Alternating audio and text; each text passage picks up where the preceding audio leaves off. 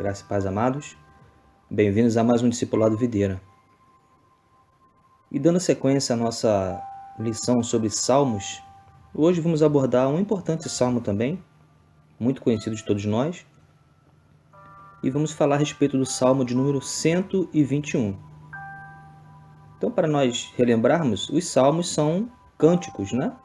Ou orações que eram feitas pelos peregrinos e por vários representantes de Israel. Dentre eles a gente pode citar, né, o rei Davi, Salomão, Esdras, enfim. Isso foi aprendido na aula passada, sobre o Salmo 23.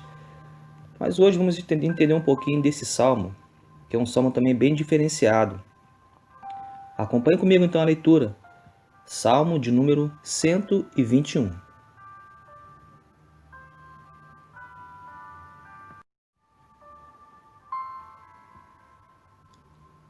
Elevo os meus olhos para os montes. De onde me virá o socorro? O meu socorro vem do Senhor, que fez o céu e a terra. Não deixará vacilar o teu pé. Aquele que te guarda não tosquenejará. Eis que não tosquenejará, nem dormirá o guarda de Israel. O Senhor é quem te guarda. O Senhor é a tua sombra à tua direita. O sol não te molestará de dia, nem a lua de noite. O Senhor te guardará de todo mal. Ele guardará a tua alma. O Senhor guardará a tua entrada e a tua saída, desde agora e para sempre.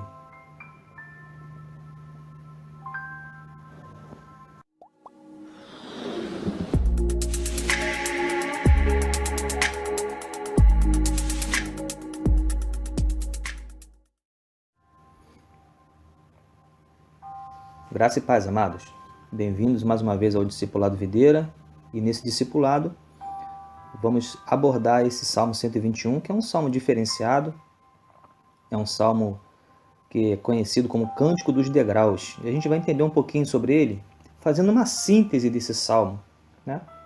Quando nós lemos a Bíblia, nós encontramos nela, além de mandamentos, muitas outras descrições, como descrições históricas, geográficas, figuras de linguagem e também elementos comuns da cultura da época. E o Salmo 121 é um texto que nos traz alguns desses elementos e eles precisam ser compreendidos para uma melhor interpretação, uma interpretação correta do significado daquilo que o salmista quis passar quando escreveu ele. O Salmo 121 é um tipo de salmo chamado Salmos de Romagem ou de Peregrinação, que eram cantados pelos israelitas nas suas jornadas para Jerusalém para celebrarem as festas do Senhor. Estes salmos, eles revelam os pensamentos dos corações, que eram focados no objetivo da sua adoração, que é o único e verdadeiro Deus, o protetor do seu povo escolhido.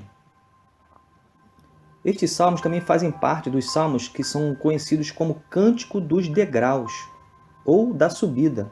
Ou seja, esses cânticos eram cantados no templo, sob os degraus que conduziam o povo ao ato superior, chamado Ato das Mulheres. Esse salmo tem como característica básica a referência que faz sobre Jerusalém, ao único Deus e ao verdadeiro protetor do seu povo. Então, esta é a síntese desse salmo, né? É um salmo que era cantado nas subidas aos degraus para Jerusalém, e no tempo de peregrinação, de romagem, que o povo saía das suas cidades circunvizinhas para irem até Jerusalém e ali fazerem as festas do Senhor.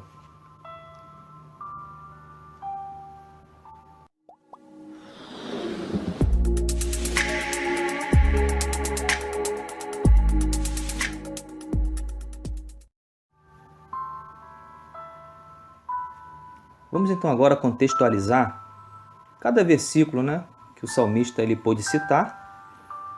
E começando pelo primeiro versículo, ele diz: Elevo os meus olhos para os montes.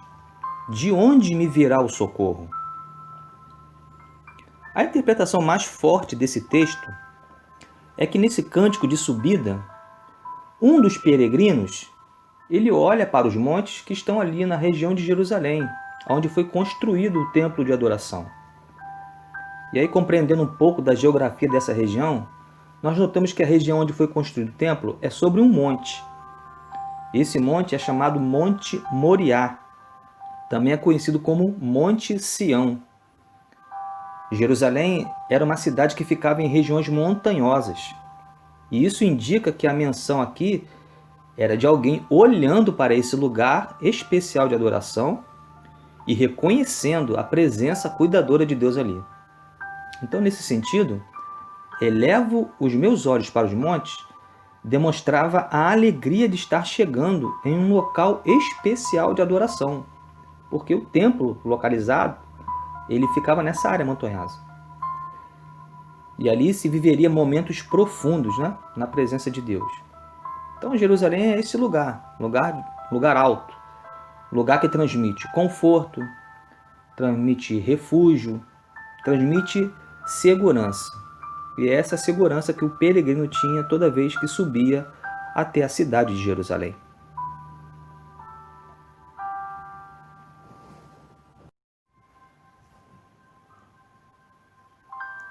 Dando sequência agora à nossa lição, o verso de número 2, o salmista ele expressou assim: o meu socorro vem do Senhor, que fez o céu e a terra.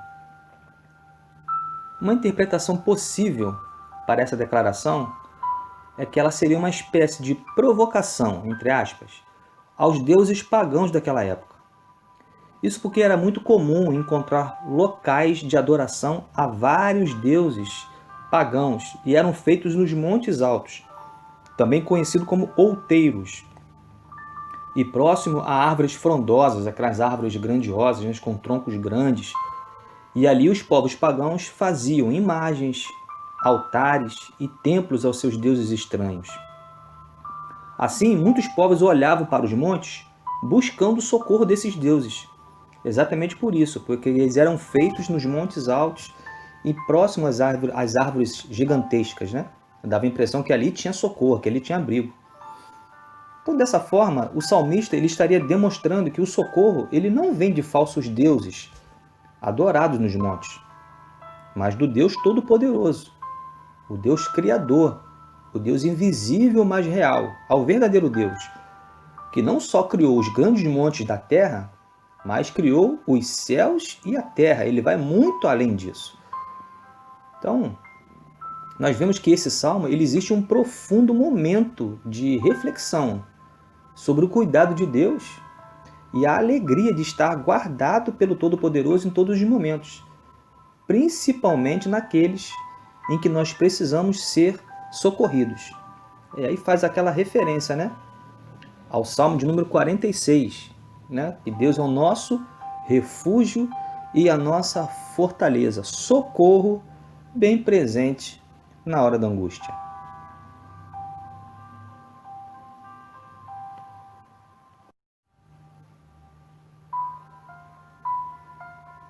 Dando sequência, o verso 3 e o verso 4, o salmista ele expressa da seguinte maneira: não deixará vacilar o teu pé, aquele que te guarda não tosquenejará.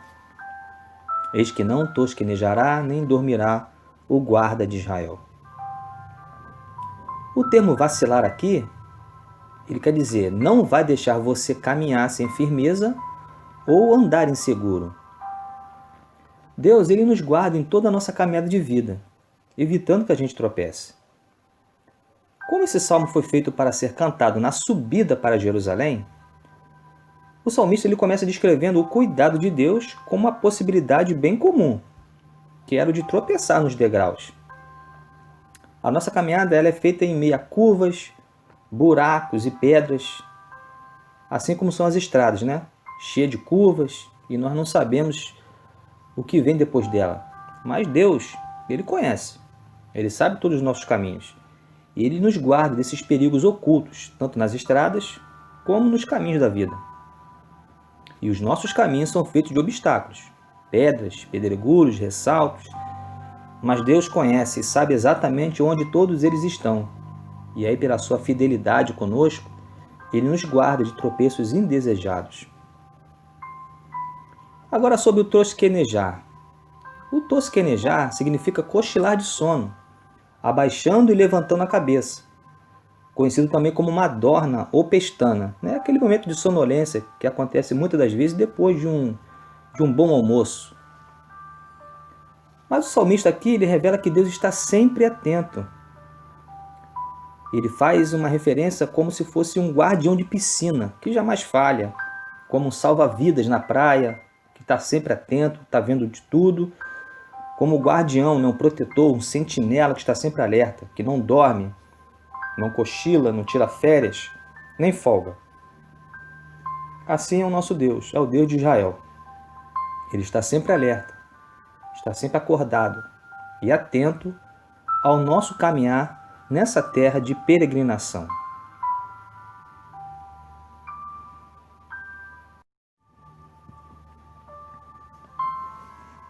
O verso 5 ele continua dizendo: O Senhor é quem te guarda, o Senhor é a tua sombra à tua direita. O guardião humano ele está sujeito a falhar em algum momento do seu trabalho. Grandes homens aí de poder, que são guardados por tantos seguranças, infelizmente acabam sendo assassinados, né? Os seguranças eles falham porque não conseguem ver tudo em todo o tempo e porque mesmo bem preparados, equipados e bem intencionados, uma hora, com certeza, eles vão ficar cansados. Muito diferente do nosso Deus, que não se cansa nem se fadiga, conforme essa referência que deixo para você aí, de Isaías 40, versículo de número 28. Agora, a respeito da sombra mencionada no texto, o salmista aqui ele expressa através de uma figura de linguagem, que a sombra é uma das formas de Deus nos guardar. Ele abre uma sombra sobre o caminhante, de modo que o peregrino se esforce menos, gaste menos energia e sofra menos a força do calor do sol. Deus aqui nessa frase, ele é apresentado como sendo a própria sombra do peregrino. Outros salmistas imaginam Deus como tendo asas para produzir sombra e refugiar os seus filhotinhos, conforme a referência aí que eu deixo para você do Salmo 36, versículo de número 7. Sem falar de um tipo de sombra que, acredito eu, será mais conhecida e também a mais mencionada. E ela está no Salmo de número 91 e versículo de número 1, e você conhece muito bem dela. Ele fala sobre estar debaixo da sombra do Onipotente e poder descansar. O salmista ainda refere o lado direito, ou seja, a proteção ela está à mão direita. E o lado direito na Bíblia é o lado da força para quem é destro. Mas na verdade a mão direita aqui é mais do que a mão direita, é a pessoa por inteiro. Deus então ele guarda a pessoa toda, por completo, em todas as suas dificuldades. Foi essa a leitura que o salmista fez a respeito desta sombra protetora do nosso Deus.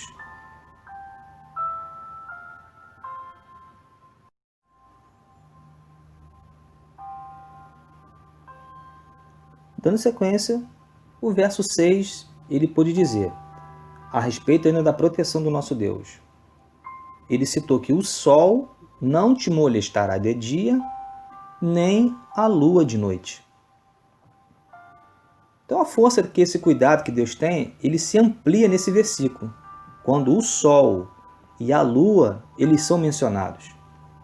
Como nós bem sabemos, o sol e a lua, eles são os senhores do dia e da noite, conforme a referência que deixo para você aí de Gênesis 1,16. Então, topograficamente também, a mão direita, que nós lemos no versículo anterior, ele faz referência ao meio-dia, ou seja, o momento em que o sol ele está mais forte, mais intenso, e ele impõe mais riscos à integridade física do peregrino. O sol ele pode ferir com a sua força. Já a lua, por ser um pouco mais fraca na sua intensidade, ela permite apenas um pouco de trevas, mas é exatamente nesse período, chamado de noite, é que ocorrem os maiores perigos, como roubos, violências e mortes. Sem falar que o sol e a lua também são indicações de tempo. Então o salmista ele menciona que eles não trarão danos para nós. Por quê? Porque Deus nos guarda 24 horas por dia, sem intervalo. E ele não teme o calor do sol, muito menos se assusta com os perigos da noite.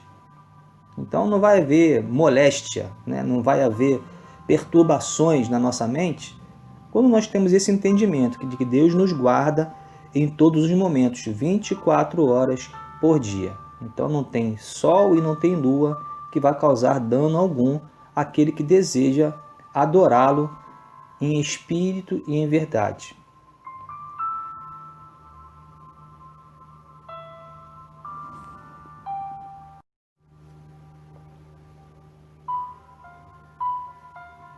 E o salmista ele termina, né, toda essa reflexão no Salmo 121, dizendo no verso de número 7 e número 8, que o Senhor te guardará de todo mal, Ele guardará a tua alma. O Senhor guardará a tua entrada e a tua saída, desde agora e para sempre. A nossa vida, a nossa história natural, ou até mesmo o nosso dia a dia, eles são feitos de saídas e de chegadas, não é verdade? Um bom exemplo disso é quando nós entramos na vida. Nós chegamos à vida porque nós saímos do ventre. Já a saída da vida, que é representada pela morte, significa também para nós, cristãos, a chegada no céu. Nestas entradas e saídas, Deus nos acompanha. Como nós dizemos anteriormente, né? Ele não tem medo da luz nem das trevas. Ele nos acompanha em todos os momentos, desde quando saímos de casa, para o nosso trabalho, para a escola, até mesmo para um mercado fazer algum tipo de compra, e quando nós voltamos para casa em segurança. É a guarda do Senhor sobre a nossa vida. Isso mostra a sua fidelidade, como está escrito nesse salmo. Existe esse compromisso do Senhor conosco, desde o momento quando nós nascemos até o momento quando nós morremos, né? O verso 7 ele falou, ele vai guardar a sua alma. Então, desde o momento que a gente entrega a nossa vida a Deus, né? A nossa vida ela é guardada em todos os momentos. Mas até mesmo sem sermos oferecidos a Deus, Deus já havia nos guardado em todo esse tempo, até nós aceitarmos a fé e cremos no Senhor Jesus Cristo. Então esse cuidado de Deus, ele se mostra muito evidente ainda nos dias de hoje, porque ele nos mergulha na sua eternidade, porque, como diz aí o salmista, desde agora e para sempre, faz essa referência, né, que a companhia dele é para sempre, né? Jamais vai ter um ponto final. Então a nossa viagem ela já está garantida com sucesso até chegar ao céu, porque nós temos um amigo de viagem, nós temos um protetor fiel, um guarda zeloso e, acima de tudo, um Pai, um Deus que nós podemos chamar de Pai. Muito bem, queridos, encerramos mais uma importante lição do Discipulado Videira. Eu espero que você e toda a sua família tenham sido ricamente abençoados com o ensinamento de hoje. Se você gostou desse vídeo e ainda não é inscrito no nosso canal, se inscreva no canal, ative as notificações e fique sempre por dentro de quando um novo vídeo for postado aqui no canal Discipulado Videira. No mais, muito obrigado pela sua companhia, que Deus abençoe você, abençoe a sua casa e até a próxima oportunidade, se Deus quiser. Tchau, pessoal!